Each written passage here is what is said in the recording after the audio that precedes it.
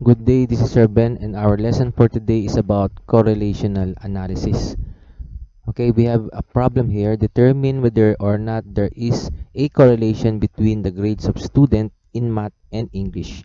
Conduct hypothesis test by using alpha 0.05 or 95% confidence level. So we have here 7 students.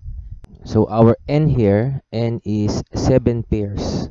Okay, so we have 7 students and 7 pairs of data.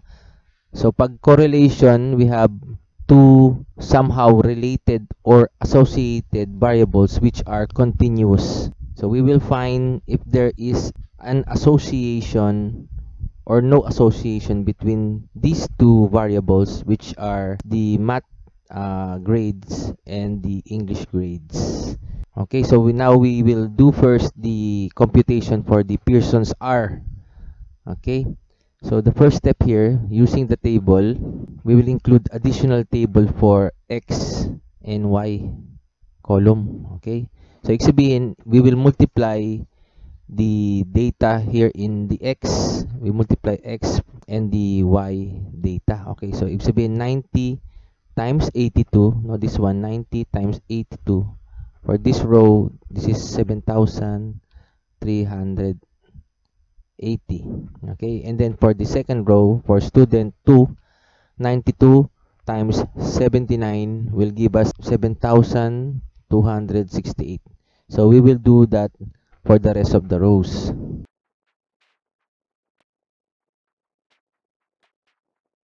Okay, next step is we create another column called x squared or x raised to 2. So ang gagamitin naman natin itong x column ng math, and we raise yung numbers by 2. So ibig sabihin 90 raised to 2 will give us 8,100.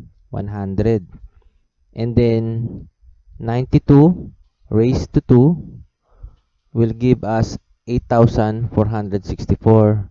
And we will do this for the rest of the rows.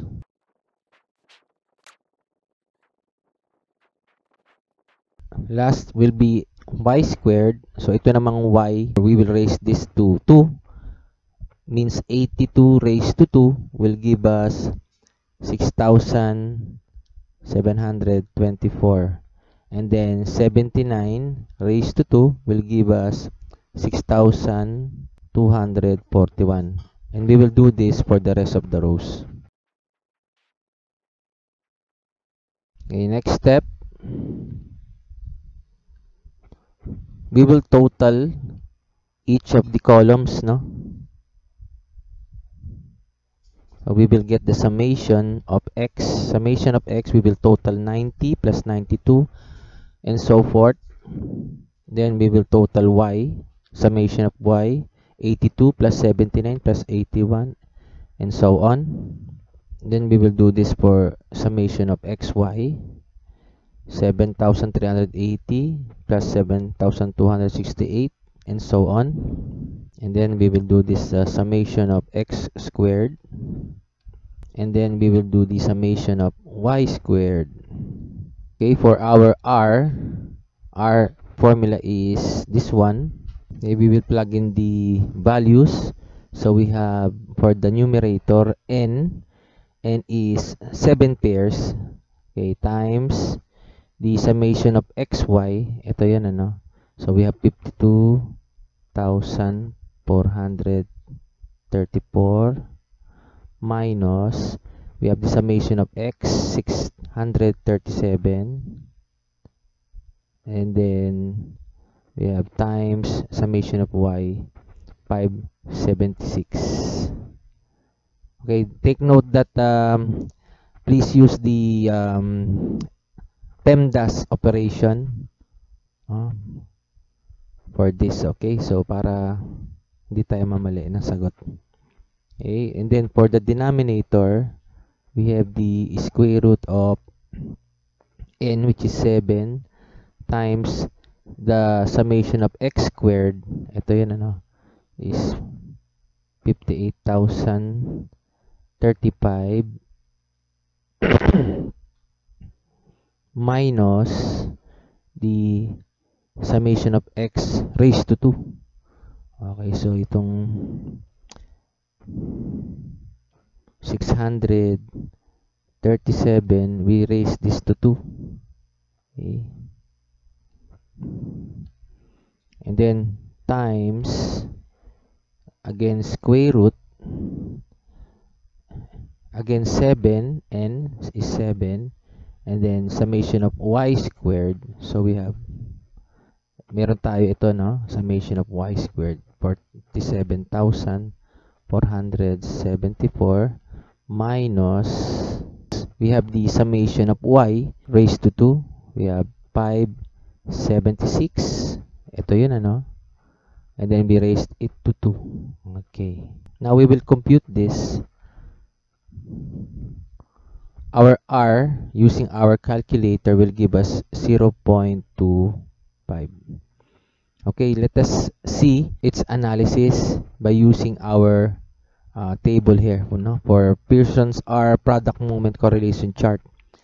So our 0.25 lies within this range. Okay, so this one, no, 0.25. Ayan. So it means our interpretation is, or our answer will be, there is negligible correlation because of the 0.25R. Okay, let us test using the 5 steps or the 6 steps hypothesis testing if there is an association between the grades in math and English. Okay, for our first step, for the null hypothesis, R is equal to 0, no, and then we have HA is the R not equal to 0. Okay, and then for the step 2, we determine the alpha level. Alpha level given is 0.05 at 95% confidence level. And then we will also find the degrees of freedom kasi gagamit tayo ng t-table.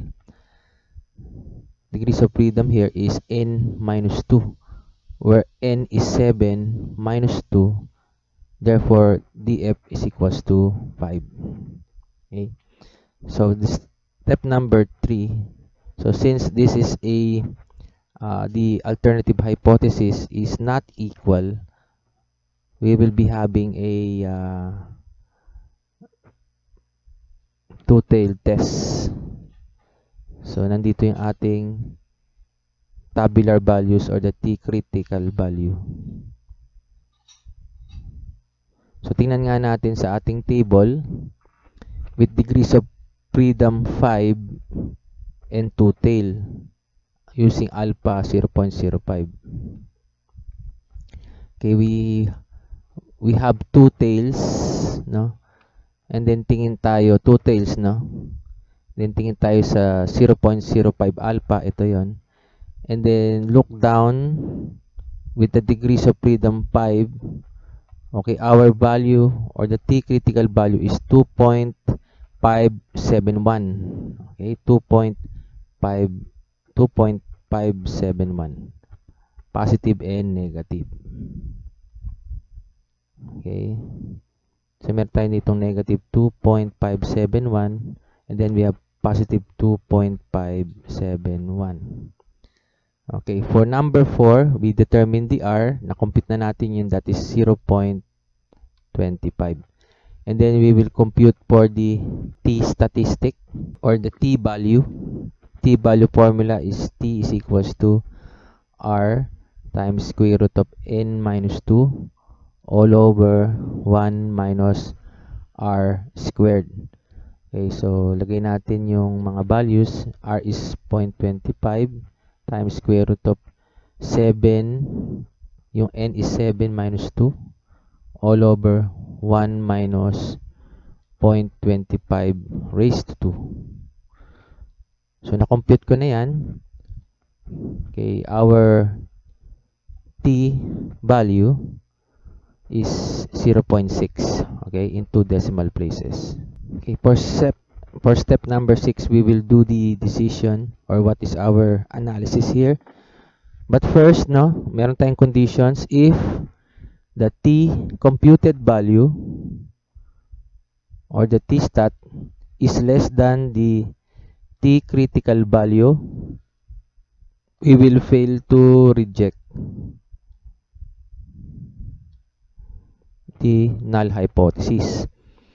If naman the t computed value is greater than or equal to the t critical value, we will reject the null hypothesis.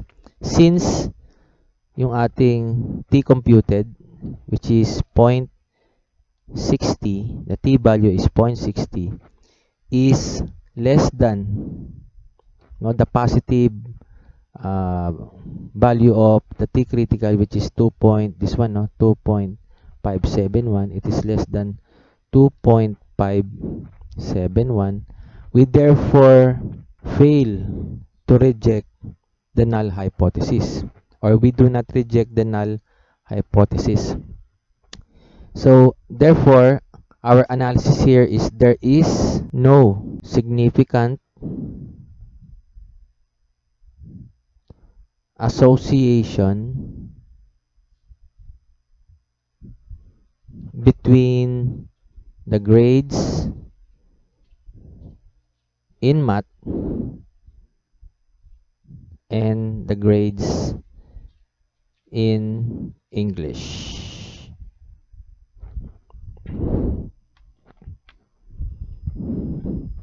Thank you very much. Hope you have learned from this lesson. This is Sir Bren. I will see you on my next upload. Goodbye and God bless.